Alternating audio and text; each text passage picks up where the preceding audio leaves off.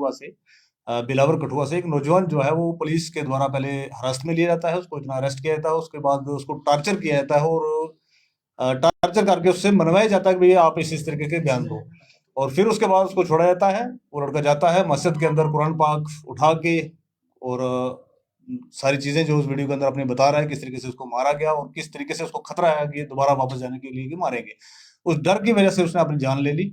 उसके लिए आज की हमने प्रेस कॉन्फ्रेंस रखी और हम आपके विश्वास से कुछ सरकार से कहना चाहते हैं, चाहे वो उमर सरकार हो, चाहे यहाँ की हमारी एलजी प्रशासन हो, क्योंकि उन्हीं के अंडर जो है लॉ इन्फोर्समेंट एजेंसी सारी की सारी आती है, और इंक्लूडिंग पुलिस। और हम उनसे एक गुहार लगाना चाहते हैं कि भाई ट्राइबल्स के ऊपर हर साल जनवरी फरवरी के महीने में ही क्यों इस तरीके के जो एपिसोड्स निकल के आते हैं। लास्ट ईयर आपने देखा होगा टोपी पीर बबलियाज के अंदर किस तरीके से एक लॉ इन्फोर्समेंट एजेंसीज ने उठा के बच्चों को, 3 बच्चों को जो है इतना टॉर्चर किया कि वो बेचारे अपनी जान गंवा बैठे। उसके ऊपर हमें रोदात करनी पड़ी, रोडों पर निकलना पड़ा, इतनी सारी चीजें करनी पड़ी। और इस साल जो है कठुआ में, तो ये क्या साबित करना चाहते हैं कि भाई किस तरीके से जो है ट्राइबल्स के ऊपर ये खासकर हमला जो है क्यों किया जाता है, ट्राइबल्स बच्चों को परेशान क्यों किया जाता है। तो आज की प्रेस कॉन्फ्रेंस के रिलेटेड मैं बताना चाहूंगा कि कुछ हमारी जो है डिमांड्स हैं सरकार से। उस डिमांड्स के अंदर सबसे पहले तो एक judicial inquiry, time bound judicial inquiry जो है वो प्रोव की जाए। जिस तरीके की कल देख रहा था मैं, कोई ऑर्डर निकल के आ रहे हैं कि भाई पुलिस ही इसकी इन्वेस्टिगेशन करेगी, तो अगर आप मुलजम को ही दे दो क्योंकि भी वो खुद की इन्वेस्टिगेशन खुद कर ले, तो कितनी फेयर कितनी सिक्योर हो सकती है, ये समझ आ सकती है। लोग जानते हैं सारी चीजों को।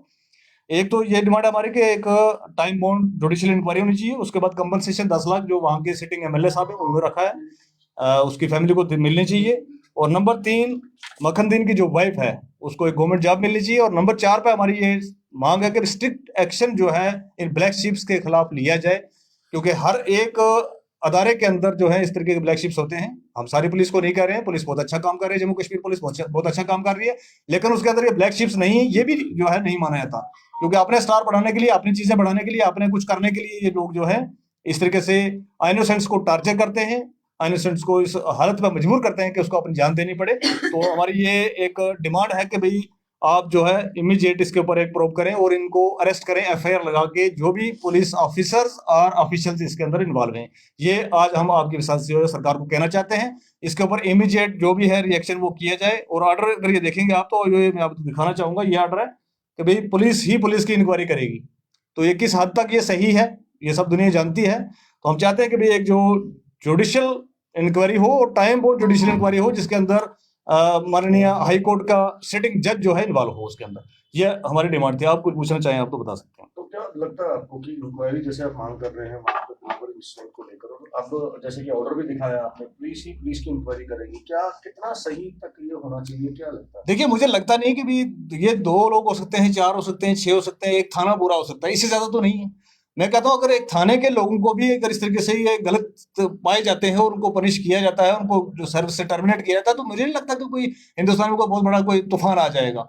और ये खासकर गवर्नमेंट के लिए भी और पुलिस डिपार्टमेंट के लिए बहुत जरूरी चीज है कि भाई आपने ब्लैक शिप्स को आइडेंटिफाई करें, उनको बाहर का रास्ता दिखाया जाए। क्योंकि पुलिस, जम्मू कश्मीर पुलिस जो कुछ और कामों के लिए जानी जाती है, इन कामों के लिए नहीं जानी जाती है कि भाई आप इनोसेंट्स को उठाएं, उनको टॉर्चर करें, उनको इस हद तक मजबूर करें कि उनको सुसाइड करके अपनी जान लेनी पड़े। ऐसा इससे पहले कभी हमने देखा नहीं। तो अभी ये भी कहा जा रहा है कि उनके कुछ तार पाकिस्तान में उनके चाचा हैं और उसके बाद ओजीडब्ल्यू का भी उनके साथ टैग लग रहा है। देखिए, मैं एक चीज साफ क्लियर कट आपको कहना चाहूंगा कि भाई उसके चाचा पाकिस्तान में है या उसके मामा पाकिस्तान में है।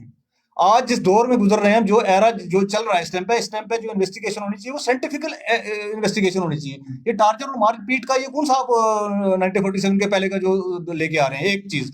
दूसरा ये कि अगर वो ओजीडब्ल्यू आप कह रहे हैं कि है, जैसा कि आपने अभी बयान दिया, जब ये चीज उछल के बाहर आई, मीडिया में वीडियो आया, उसके बाद चीजें उछल के सामने आई, तो आप कहते हैं कि ओजीडब्ल्यू है। वो अगर ओजीडब्ल्यू था, पहला क्वेश्चन मेरा ये है कि वो ओजीडब्ल्यू था, बाहर कैसे था, वो कैसे घर से वहां से आपने छोड़ा और कैसे वो मस्जिद में पहुंच गया और कैसे जाके उसने वहां पर वीडियो शूट किया और कैसे वो वहां पर उसने अपनी जान ले ली। अगर ओजीडब्ल्यू था तो उसको अंदर होना चाहिए था ना, वो तो जेल के सलाखों के पीछे होना चाहिए था। अगर आपके पास सॉलिड प्रूफ थे उसको उठाने के लिए, उसको ले जाने के लिए, तो आपको वो करना चाहिए था।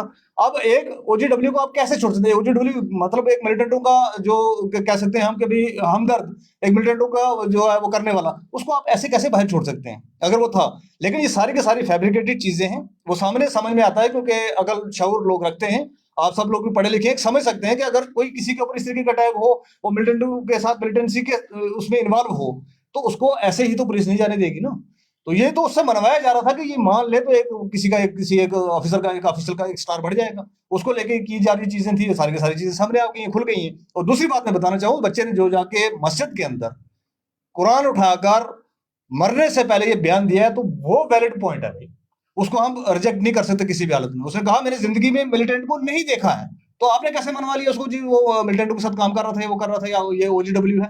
आप सभी ट्राइबल्स बच्चों को ओजीडब्ल्यू बना के और इस तरीके से मार नहीं सकते, ये हम कतन होने नहीं देंगे। हम आपकी विशाल से एलजी साहब को और यहाँ के एडमिनिस्ट्रेशन को वार्न करते हैं। और खासकर एक चीज कहना चाहते हैं हम कि ये जो अभी कठुआ के अंदर डीसी साहब बैठे हुए, जब से ये आए हुए हैं तब से ट्राइबल के ऊपर जो है इस तरीके से चीजें बढ़ गई हैं। कभी उनको ड्रग्स के साथ इन्वॉल्व किया जाता है, कभी उनको मिलिटेंसी के साथ इन्वॉल्व किया जाता है, और कभी जो है बच्चों को बगैर पूछे बगैर किसी मतलब के घर से उठाया जाता है और वो किया जाता है। और इस तरीके की जो चीजें कार्रवाई की जा रही है, वहां से हम हमारी डिमांड है कि वहां से डीसी साहब को, वहां के एसएसपी साहब को, वहां के एसडीपीओ साहब को, वहां के एसएचओ साहब को फौरी तौर पर वहां से ट्रांसफर किया जाए और नया अमला वहां पर तैनात किया जाए। सिर्फ आपके पास ये आखिरी डीसी नहीं बचा हुआ है, आपके पास ये आखिरी एसएचओ नहीं बचा हुआ है, आपके पास ये आखिरी डीएसपी नहीं बचा हुआ है जो वहां पर बैठ के ट्राइबल्स के ऊपर इस तरीके से जो वार कर रहा है। और हमारा एक फैब्रिकेशन है, हिंदुस्तान एक फैब्रिकेटेड कंट्री है जहां पर के लोग प्यार मोहब्बत से मिलजुल के रहते हैं। तो आप इस तरीके से टार्चर करोगे, ये सोच को कि ये ट्राइबल है, इसका पूछने वाला कोई नहीं है, गरीब है, अनपढ़ है, पढ़ा लिखा नहीं है, या ये मुसलमान है, इसने दाढ़ी रखी है, इसने टोपी लगाई है, तो ये हम कतई बर्दाश्त नहीं करेंगे। जो जिस तरीके का कारोबार जो है जम्मू कश्मीर के अंदर हो रहा है।